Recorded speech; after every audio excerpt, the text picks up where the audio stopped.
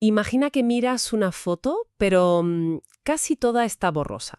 En el centro hay una caja negra que oculta algo. ¿Podrías adivinar qué se esconde ahí con solo destapar un par de círculos de la imagen? Y más importante, ¿dónde harías clic para obtener las mejores pistas? Bienvenidos a este análisis en profundidad. Hoy exploramos un fascinante estudio que investiga precisamente eso: cómo nuestro cerebro y una inteligencia artificial utilizan el contexto para entender el mundo. Así es. Vamos a sumergirnos en un artículo científico que, bajo la apariencia de un juego infantil de levantar la solapa, esconde preguntas muy profundas sobre la percepción. La idea es desentrañar la estrategia que seguimos para reconocer objetos, ¿no? Exacto. ¿Qué información visual nos importa? ¿Dónde la buscamos? ¿Y en qué momento es más útil? Es en esencia un intento de descifrar la lógica de nuestra mirada. Vale, vamos a desgranar esto, porque el concepto del experimento es brillante por su simplicidad. A ver, cuéntame. A los participantes se les muestra una imagen natural, por ejemplo, una escena urbana con un semáforo. Pero la imagen está completamente desenfocada, es una mancha de colores. Vale. Y justo donde debería estar el semáforo hay un recuadro negro que lo oculta por completo. La tarea es hacer clic en esa imagen borrosa un número determinado de veces, entre 1 y 8. Y cada uno de esos clics nos revela la imagen entera, claro. Exacto, ahí está la clave. Cada clic revela un pequeño círculo de la imagen en alta resolución, como si miraras a través de un agujero. Una ventana muy pequeña a la realidad de la escena. Justo. Tras hacer todos los clics permitidos, los participantes deben escribir una sola palabra.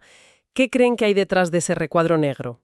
Es una prueba de inferencia pura, basada únicamente en las migas de pan contextuales que eligen descubrir. Es una metodología muy ingeniosa, me gusta. Pero, siendo prácticos, me asaltan las dudas metodológicas. Ajá. El estudio menciona que se realizó online con 100 personas a través de una plataforma de microtrabajos. Esto siempre introduce ruido. ¿Cómo controlas, pues no sé, que todos tengan el mismo tipo de monitor, la misma iluminación o simplemente que estén prestando atención? Claro, el factor humano. Y sobre todo, el punto que me parece más delicado. Si la gente podía escribir cualquier palabra, ¿cómo se mide si la respuesta es correcta? Es una objeción totalmente válida. Es que es un problema clásico. Alguien podría escribir semáforo, otro luz de tráfico, otro señal luminosa o cometer una falta de ortografía. No es una prueba de opción múltiple con una respuesta inequívoca, ¿sabes? Totalmente. Se me ocurren un par de soluciones. Quizá usar un modelo de lenguaje para ver la similitud semántica. Pero eso es añadir otra capa de complejidad y posible error al análisis. Podrían haber hecho eso, pero optaron por algo mucho más directo y, en mi opinión, más inteligente. Ah, sí. Se adelantaron al problema. Antes del experimento principal, hicieron algo que llaman una recopilación de respuestas de referencia. Vale. Mostraron las imágenes originales, sin nada oculto ni borroso, a otro grupo de personas y simplemente les pidieron que describieran el objeto principal. Recopilaron todas las palabras que usaban de forma natural. Ah, claro. Semáforo, luz, señal, sinónimos, plurales, variaciones. Así crearon una base de datos de respuestas válidas para cada imagen. Ya entiendo. Si la respuesta de un participante en el juego de los clics coincidía con alguna de esas palabras de referencia, se contaba como correcta. Ah, vale. Es una solución elegante. Básicamente, establecen la verdad del lenguaje humano antes de empezar el experimento de percepción. Es un control necesario y bien pensado, la verdad. Sí, soluciona un problema muy real. Bien, entonces, con esa metodología ya más robusta, ¿cuáles fueron los resultados?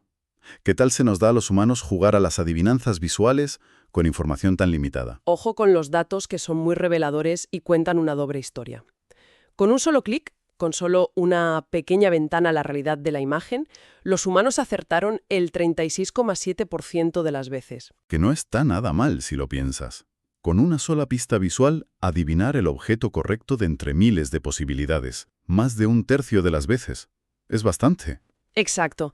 Demuestra que nuestro cerebro es una máquina de inferencias increíblemente buena. Pero, al mismo tiempo, con 8 clics, con 8 pistas elegidas por ellos mismos, la precisión subió al 48,4%.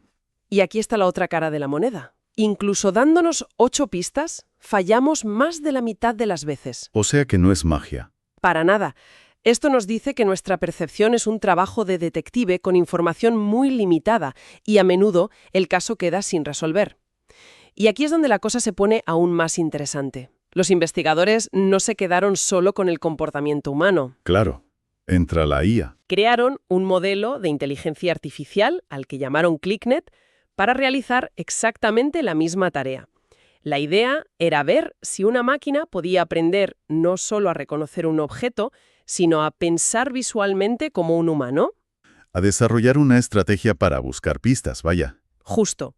Lo fascinante aquí es la arquitectura del modelo, porque no es el típico clasificador de imágenes al que le das una foto y te dice lo que hay. No, es más complejo. Es un sistema diseñado para imitar el proceso. Se compone de 3 módulos principales. El primero es un sistema de extracción de características que, por así decirlo, ve la imagen.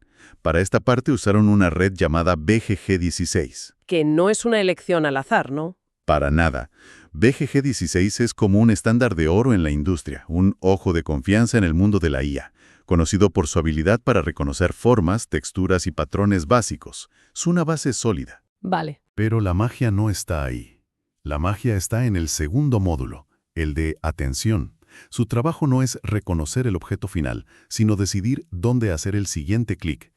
Genera lo que llaman un mapa de atención. Exacto, que básicamente resalta las zonas de la imagen que el modelo considera que contienen la información más jugosa para resolver el enigma. Y el tercer módulo es el que une todo. Efectivamente, es una memoria recurrente, una LSTM. Es especialista en secuencias.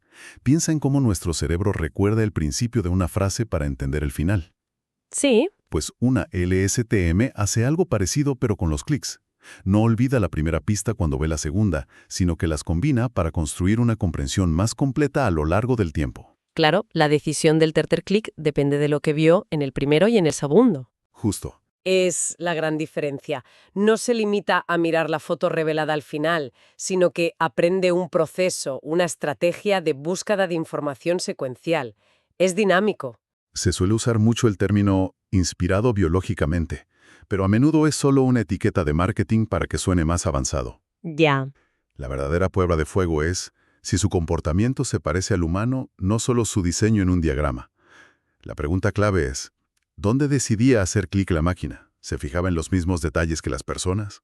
Esa es la pregunta del millón, y el estudio la responde de forma visual y contundente. A ver. Muestran mapas de calor de dónde hicieron clic los humanos y dónde lo hizo ClickNet. Y las similitudes son asombrosas. ¿En serio? Sí, sí. En la imagen donde el objeto oculto es un semáforo, tanto los clics de los humanos como los de ClickNet se agrupan en las señales de tráfico cercanas, los cables que cruzan la calle o las copas de los árboles. O sea, en los elementos contextuales lógicos. Exacto. En otra imagen de una playa, donde lo oculto es una pelota, ambos se centran en las sillas de playa, las sombrillas o los pájaros que vuelan cerca. La estrategia para identificar qué elementos del contexto son relevantes es increíblemente parecida. De acuerdo. La estrategia de búsqueda es similar. Ese es un hallazgo importante por sí mismo. Pero si tuviera que apostar, diría que la máquina no lo hizo tan bien en el resultado final. Ah. No. La intuición humana, esa capacidad de conectar pistas aparentemente dispares, eso es muy difícil de replicar. ¿Me equivoco? Pues prepara la cartera, porque te equivocas por completo. Los resultados son, como poco, sorprendentes. Venga ya. ClickNet alcanzó una precisión del 33,3% con un solo clic y del 45% con 8 clics. Espera. Si recordamos los datos humanos, eran 36,7 y 48,4. Un momento. ¿Me estás diciendo que el rendimiento es prácticamente el mismo? Prácticamente idéntico. De hecho, los autores del estudio señalan que las diferencias no son estadísticamente significativas. La máquina juega este juego de detectives visuales tan bien como nosotros. Vale, eso es impresionante. Pero para afirmar que es la estrategia de atención lo que marca la diferencia, y no otra cosa, tuvieron que demostrarlo. Claro. Es la base del método científico, descartar explicaciones alternativas. Por ejemplo, el estudio menciona que los humanos mostramos un fuerte sesgo a hacer clic cerca del objeto oculto. Es lógico, buscas pistas cerca del misterio. Y si el éxito no se debe a buscar clics inteligentes, sino simplemente a mirar cerca. Hicieron exactamente eso. Es una de las partes más sólidas y convincentes del estudio. Probaron varias versiones de control para aislar qué factor era el responsable del éxito. Vale. Primero, crearon un modelo que hacía clics completamente al azar por toda la imagen. Su rendimiento debió ser bajísimo. Por los suelos, apenas por encima del azar puro, como era de esperar. Luego, probaron un modelo más interesante. ¿Cuál? Uno que hacía clics al azar, pero forzándolos a respetar ese sesgo espacial humano, de clicar cerca del objetivo. Ah, buena idea. El rendimiento mejoró un poco, pero seguía siendo muchísimo peor que el de ClickNet y los humanos. Y esto demuestra algo fundamental. No basta con mirar cerca, hay que saber mirar a lo importante dentro de esa cercanía. Ahí está el kit de la cuestión. La diferencia entre ver y mirar. Y aquí viene el dato que a mí me dejó pensando. Dispara. Cogieron el modelo ClickNet, el inteligente, pero en lugar de dejarle decidir dónde clicar, le soplaron las respuestas, por así decirlo. Le dieron las ubicaciones exactas de los clics que habían hecho los humanos. ¿Y su rendimiento? No mejoró, nada. Yo esperaba que subiera un poco, tú no. Que los clics humanos, con nuestra experiencia vital, fueran ligeramente superiores. Sí, es lo que habría supuesto. Esto es muy potente. No me había fijado en su implicación total. Implica que los lugares que ClickNet elegía por sí mismo ya eran tan informativos, tan óptimos, como los que elegían las personas. Exacto. Pero también podría interpretarse de otra manera.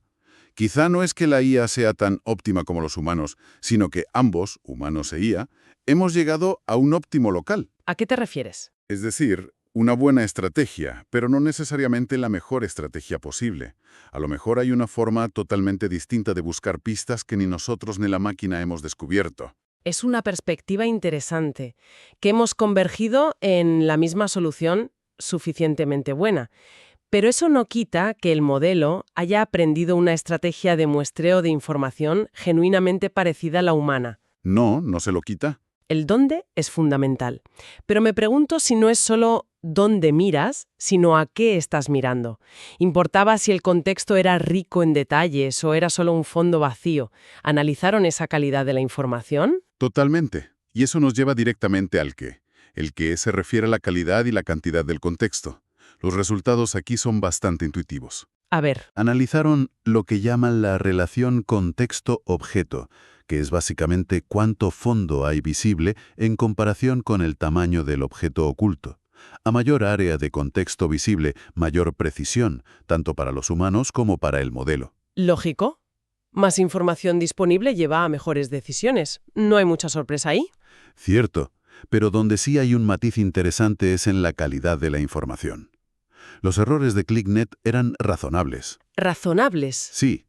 Es decir, si el objeto oculto era un cuchillo, podía confundirlo con un tenedor o una cuchara, que son objetos que suelen aparecer juntos en el mismo contexto, en una cocina. Ya veo. Pero rara vez confundía un cuchillo con un monopatín. Aprendió las asociaciones lógicas y semánticas entre objetos solo a base de ver píxeles en imágenes. No sabe qué es una cocina, pero sabe qué objetos viven juntos estadísticamente. ¡Qué fuerte!